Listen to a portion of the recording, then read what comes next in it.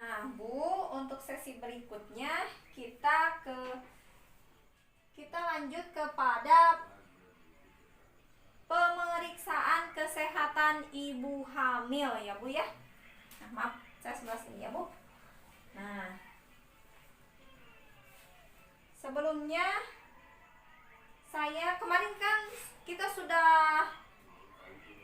sudah berdiskusi, kita sudah berbagi kelompok antara ada kelompok sehat, kelompok tinggi, dan kelompok cerdas. Ya, Bu. Saya berhubung di sini kita temanya itu tentang kehamilan dan memeriksakan kapan kita periksa kehamilan. Pemeriksaan kesehatan ibu hamil ya, Bu. Saya minta untuk perwakilannya kelompok tinggi yang kemarin telah membahas atau membicarakan kemana ibu hamil periksa kehamilan dan berapa kali sebaiknya periksa kehamilan, apa yang harus didapatkan selama pemeriksaan kehamilan. Baik, bagaimana, Bu? Ya, kesini, Bu, sebelah sini, Bu, untuk kelompok yang tinggi ya. Nah, sekarang untuk ibu-ibu dan bapak-bapak, kita akan memutar sebuah film ya. Oke, sebuah film. Nanti kita simak masing-masing ya, Bu. Nah, kita simak ya.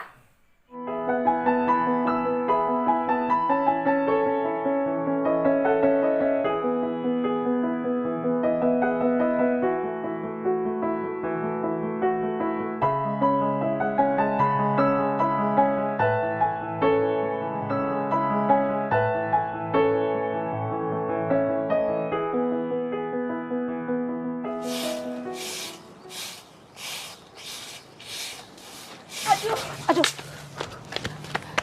aduh ibu, aduh, ibu kenapa? Kok ibu pucat begini, Bu? Ibu lemas ya? Ibu belum sarapan? Sakit? Saya pusing. Ada apa, Bu? Ini Mas, tadi ibu ini tiba-tiba jatuh. Terus sekarang kayaknya lemas banget, nggak bisa berdiri gitu, Mas. Kalau begitu kita bawa ke puskesmas aja yuk. Iya, kayaknya harus dibawa ke puskesmas sekarang juga. Ayo, mari saya gendong, Bu. Bu! Pak. Kenapa, Bu? Ini istrinya Mang Sayur. Iya, Bu. Ini istri saya. Lagi hamil. Oh, lagi hamil? Nggak kelihatan. Kurus banget, Pak, istrinya. Kayaknya harus dibawa ke puskesmas sekarang juga, Mang. Jangan. Nanti saya keluar duit lagi.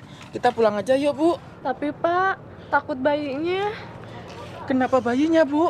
Pak, istri Bapak kan lagi hamil. Harusnya dibawa ke puskesmas. Gratis kok, Pak. Biar saya dan istri saya antar Bapak ya. Puskesmas deket kok dari sini.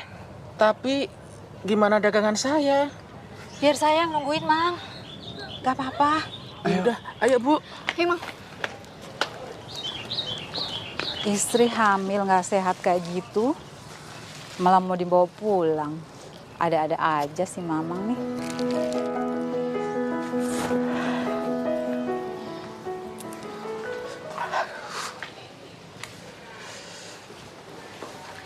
Gimana istri saya, Bu Bidan? Apa pernah kejadian seperti ini sebelumnya? Enggak sih, Bu. Cuma istri saya itu sering ngomel-ngomel, pusing, nggak nafsu makan. Terus akhir-akhir ini mendadak ngidam. Bawaan bayi kali ya, Bu? Apa istri Bapak minum tablet tambah darah atau multimikronutrien yang saya berikan beberapa bulan yang lalu? Apa itu, Bu? Emang perlu ya, Bu? Bapak harus lebih banyak perhatian terhadap kesehatan ibu dan bayi. Tadi cek darah, istri Bapak anemia. Aneh apa, Bu? Oh, pantesan istrinya si Bapak lemas. Kasihan ya. Darah merah pada istri Bapak banyak berkurang. Dia tidak punya tenaga, membahayakan pula bagi si janin. Ya, saya mana ngerti, Bu. Itu kan urusan perempuan. Pak, Bapak harusnya belajar lebih mengerti tentang urusan ibu dan anak. Karena kalau bukan suami, siapa lagi, Pak? Caranya gampang kok, Pak.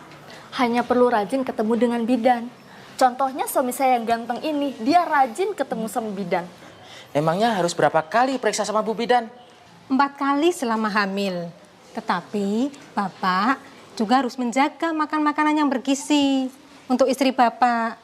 Iya, istri sama anak Bapak itu kurang bulat. Betul. Dan jangan kelewatan minum tablet tambah darahnya. Paling tidak 90 tablet. 1 setiap harinya selama hamil. Suntik tetanus, Pak. Duh, macem-macem urusan ibu hamil. Selain periksa ke bidan, makan yang bener, nelen tablet. Terus apalagi Bu Bidan? Masih banyak, Pak.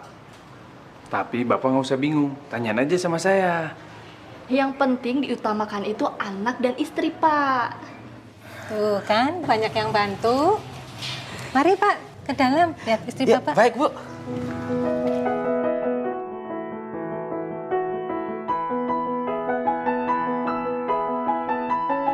Sampai ketemu besok ya, Pak. Ya, waalaikumsalam.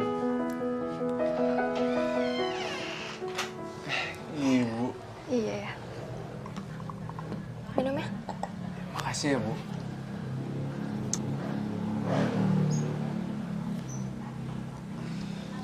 Tadi pagi jadi ke bidan. Ya pasti jadi dong ya. Oh iya, ayah tahu nggak bidan tadi bilang apa? Katanya ibu rajin ke puskesmasnya ya. Paling ngobrolin kesana sini kan. Iya sih. Tadi ibu itu ngobrolin waktu kita pacaran dulu ya. Pacaran? Kok jadi ke situ-situ sih ngobrolnya? Iya, ngobrolin penting kok ya. Penting gimana, Bu? Iya, inget dulu ayah nungguin ibu umur 21 tahun, tapi ayah nikahin ibunya baru tahun lalu. Ya iya, kan baru punya uang, Bu. Iya sih, tapi untungnya kita punya rezeki. Jadi ayah itu nggak perlu nungguin ibu umur 35 tahun deh ya. 35? Memangnya kenapa, Bu? Bilang tuh tadi cerita, 4 terlalu, 3 terlambat ya. Maksudnya, Bu? Resiko kelahiran. Resiko kelahiran? Maksudnya? Ya, jadi maksudnya melahirkan terlalu muda di bawah umur 20 tahun, melahirkan terlalu tua di atas umur 35 tahun, mempunyai anak terlalu sering, atau terlalu dekat antara jarak anak yang lahir. Emangnya kenapa, Bu? Kalau terlalu dini atau terlambat itu bisa membahayakan jiwa ibu dan juga bayinya. Ibu tenang aja. Ayah gak minta anak banyak. 2 aja udah cukup kok. Yang penting, anak ayah cerdas, sehat, dan soleh. Isi ayah, kayak lagi pesen makanan aja sih. Oh iya, 3 terlambat itu apa ya? Nah, itu juga ada hubungannya dengan melahirkan. Yang pertama, telat mengetahui adanya masalah. Yang kedua, telat tiba di fasilitas kesehatan. Yang ketiga ini telat ditolong bidan ataupun dokter. Ibu nggak usah khawatir. Ayah seorang suami yang siaga, siap antar dan jaga. Bener ya, ayah harus terus jagain ibu dan bayinya. Atur aja sama bidan. Yang penting ibu melahirkan di puskesmas. Oh iya, udah ditanyain bayi ini kapan lahir? Ya udah dong ya.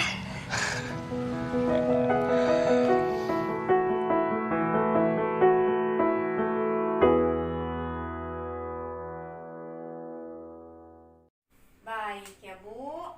Nah, barusan kita sudah menonton filmnya. Nah, gimana, Bu? Dengan filmnya? Bagaimana coba, Bu?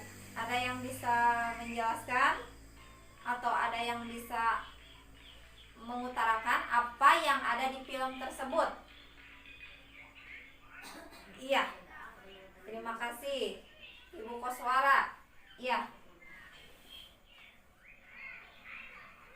Nah, saya akan bertanya, Bu. Kemanakah mereka, yaitu sepasang suami istri yang ada di film tersebut, membawa ibu yang kelihatannya pucat, tidak bersemangat. Nah, itu mereka itu membawanya kemana, Bu? Ke fasilitas kesehatan kah? Ke Emak Paraji kah? Atau kemana, Bu? Yang ada di film tersebut? Iya, terima kasih Bu Anti. Iya, ibu yang wajahnya pucat karena mungkin ada beberapa kekurangan di sana ya. Kalau saya melihat sih itu kayaknya kekurangan sel darah merah ya.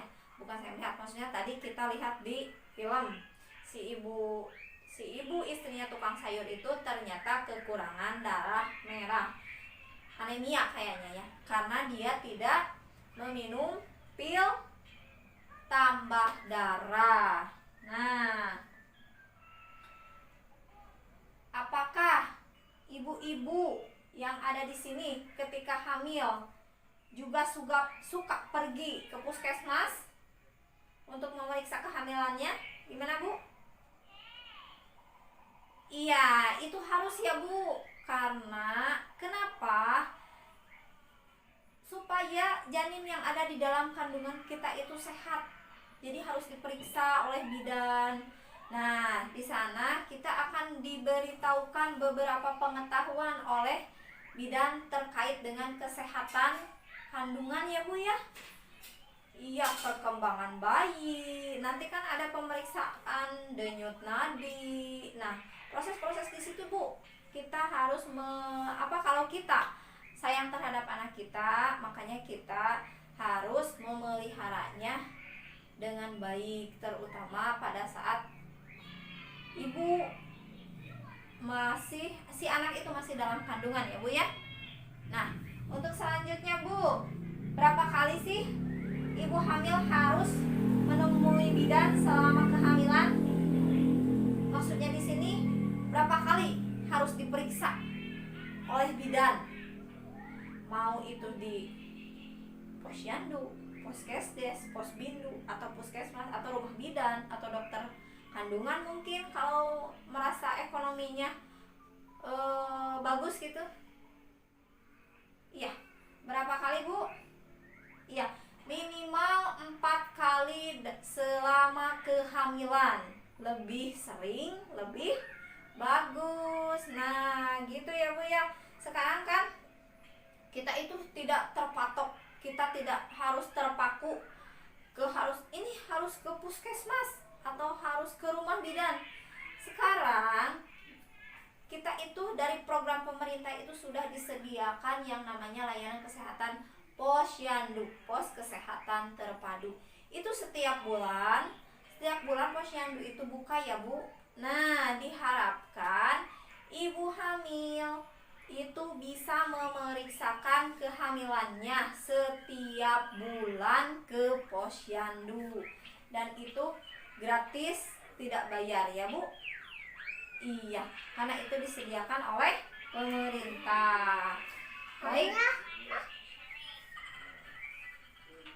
Untuk selanjutnya, layanan apa saja yang diterima oleh ibu hamil di puskesmas? Layanan apa saja, Bu? Yang kita lihat dari film tadi? Iya.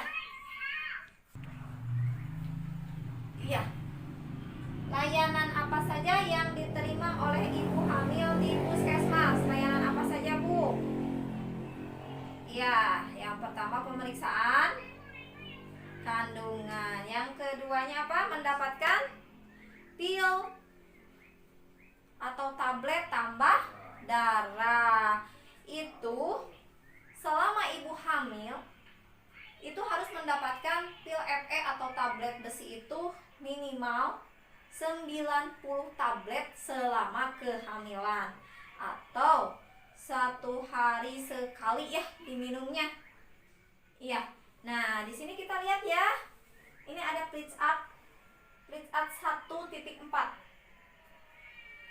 Ya, kapan periksa kehamilan? Nah, di sini juga sudah ada, Bu. Apa yang ada di film tadi di sini sudah terpampang nyata ya, Bu. Iya.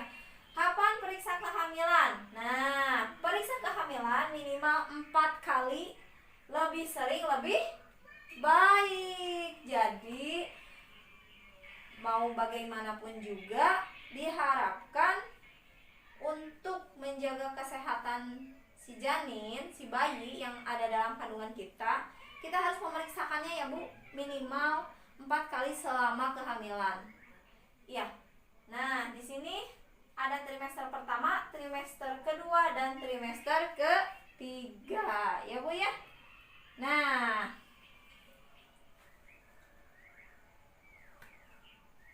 selama kehamilan itu akan lebih baik jika ibu hamil memeriksakan setiap bulan. Ya, yang tadi sudah kita jelaskan. Ke bidan di puskesmas, polindes, poskesdes, ataupun juga posyandu. Nah, jika tidak bisa setiap bulan, ibu hamil harus periksa minimal 4 kali ke bidan di puskesmas, polindes, poskesdes, atau posyandu ya Bu. Nah, ini kan ada tulisannya Bu, 1 kali pada usia kandungan sebelum 3 bulan. Nah, pemeriksaan pertama pada usia kandungan sebelum 3 bulan. Semakin dini kita memeriksakan kandungan kita, semakin bagus ya Bu ya. Iya, nah Ibu agak loyo, kita tepuk-tepukan dulu Ibu yuk. Iya, tepuk semangat.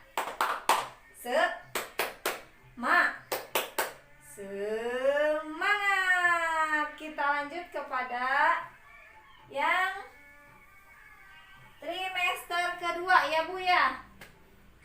Nah, pemeriksaan kedua kali pada usia kandungan 4 sampai 6 bulan.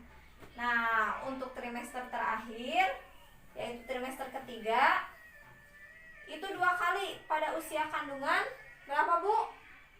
Iya, 7 sampai 9 bulan. Nah Bu, kalau kita itu sudah usia kandungan kita sudah mencapai 7 sampai 9 bulan, alangkah lebih bagusnya, lebih baiknya kita lebih sering memeriksakan. Karena sekarang itu sudah banyak terjadi, ada yang pecah ketuban sebelum HPHT-nya ya. Nah, ada juga yang kelebihan bulan, itu bisa mengganggu atau membahayakan buat si bayi.